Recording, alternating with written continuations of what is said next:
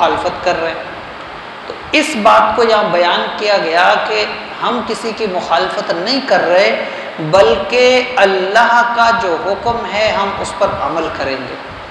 اور پھر اس انداز میں اسے بیان کیا گیا۔ دوسرا، یہود و نصارہ جو تھے وہ یہ اعتراض کرتے تھے کہ یہ ہمارے دین کی ہر بات میں مخالفت کرتے ہیں، کہتے ہیں یہودی سچے نہیں ہیں، نصارہ کہتے تھے یہ کہتے ہیں نصارہ سچے نہیں ہیں۔ جب ہم لوگ سچے نہیں،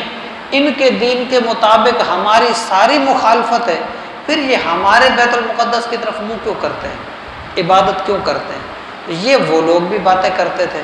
تو اس انداز میں کئی سوال تھے، اور پھر حضور علیہ الصلاۃ والسلام کے اپنے دل میں بھی یہ خواہش پیدا ہوئی کہ میں مکے میں پیدا ہوا ہوں، میرا جو خاندان ہے وہ مکے کا ہے، اور یہ جو خانہ کعبہ ہے اس کی متولیت جو تھی یہ بھی انہی کے پاس تھی، قریش کے، کہ بھئی اس کے دیکھ بھال کرنے والے بھی ہم ہیں، تو کیوں نہ ہمارا قبلہ یہی ہوتا، یہود و نصارہ سے ہٹ جاتے۔ دوران نماز بعض جگہوں پر یہ بھی آیا ہے کہ دوران نماز یہ خیال آیا، اللہ نے اسی وقت قرآن مجید میں آیت نازل فرمائی تھی کہ قد نرا تقلب وجهک فی السماء، ہم دیکھ رہے ہیں آپ کے دل کی وہ بات کہ یہ جو آ رہی ہے آپ کے دل میں کہ یہ کسی طرح سے پھر جائے خانہ کعبہ۔ تو اس کے بعد وہ حکم بھی دے دیا گیا، تو حضور علیہ الصلوۃ والسلام نے حکم دے دیا کہ اب نماز اس طرف رخ کر کے پڑھی جائے، اور وہ شروع ہو گئے۔ اچھا، یہ پہلے کی باتیں تھی، اعتراض اس انداز میں۔ جب قبلہ پھر گیا، اب یہود و نصارہ کہنے لگے کہ یہ مسلمانوں کو کیا ہو گیا، یہ کیسا دین ہے، ان کو قبلہ سے ہی پھیر دیا، پہلے تو ان کا قبلہ ایک تھا، تو دین میں رد و بدل کرنے لگ گئے یہ، اب تو یہ خانہ کعبہ کی طرف آ گئے، تو اب وہ دوسرے انداز میں اعتراض۔ تو مقصد یہ تھا کیونکہ بات مخالفت تھی نا، تو مخالفت ہر طرز پہ اعتراض، اس کا جواب یہاں پر دیا گیا ان سارے اس طرح کی باتوں کا۔ تو قرآن کریم نے بیان کس طرح سے کیا یہ ہم یہاں پر سنتے ہیں۔ قرآن کریم نے پہلے بتایا کہ یہ ایسے ایسے ایسے کہیں گے اور ان کو ایسے ایسے جواب دینا ہے۔ اس کے بعد جب یہ اعتراض ان لوگوں نے کیا تو قرآن کریم کے مطابق پھر انہیں جواب دیا گیا۔ اب یہ واقعہ ہمارے ذہن میں رہے گا تو آیت ہمیں صحیح سے سمجھ آئے گی۔ فرمایا کہ سیقول السفہاء، ان قریب جو پاگل لوگ ہیں وہ کہیں گے، من الناس لوگوں میں سے، ما ولاہم عن قبلتہم،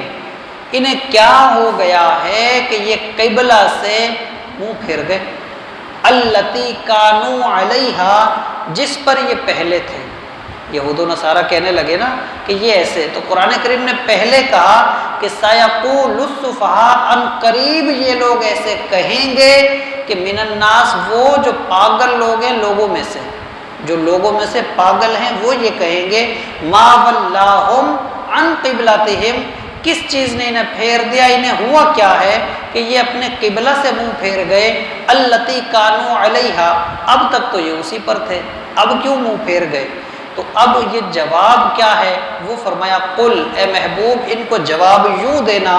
کہ للہ المشرق والمغرب، کہ مشرق ہو یا مغرب ہو سب اللہ کے لیے ہے، یہ سب اللہ کا ہے، یہدی وہ ہدایت دیتا ہے، من یشاء جسے وہ چاہتا ہے، الی صراط مستقیم سیدھے رستے کی طرف۔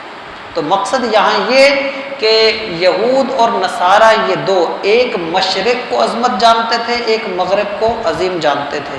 کیونکہ ایک جو مغرب کی بات تھی وہ حضرت موسیٰ علیہ السلام کو ندا مغرب کی طرف سے آئی تھی، جو کوہ طور کی طرف گئے تھے اور پھر ان کے معاملات ہوئے۔ اور یہ جو نصارہ تھے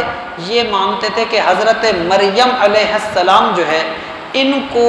یہ جو حضرت جبرائیل نے بشارت دی تھی نا حضرت عیسیٰ کی پیدائش کی، کیونکہ یہ کنواری تھی، فرشتے نے آ کے خوشخبری دی تھی کہ اللہ آپ کو ایسا فرزند عطا کرے گا اور یہ اللہ کی خاص قدرت ہوگی کہ وہ بغیر باپ کے ہوگا۔ تو یہ جو خوشخبری سنائی تھی وہ فرشتہ مشرق کی طرف سے آیا تھا۔ یہ دونوں باتیں قرآن مجید میں ہیں کہ ایک وہ مغرب والی، ایک یہ مشرق والی۔ تو وہ ایک مشرق کو مبارک جانتے تھے، ایک مغرب کو مبارک جانتے تھے۔ یہاں وہ بیان کیا گیا کہ للہ المشرق والمغرب، یہود و نصارہ مخالف تھے بڑے، تو دونوں کی باتیں بیان کی کہ مشرق و مغرب اللہ کا ہے، جو تم لوگ عظیم جانتے ہو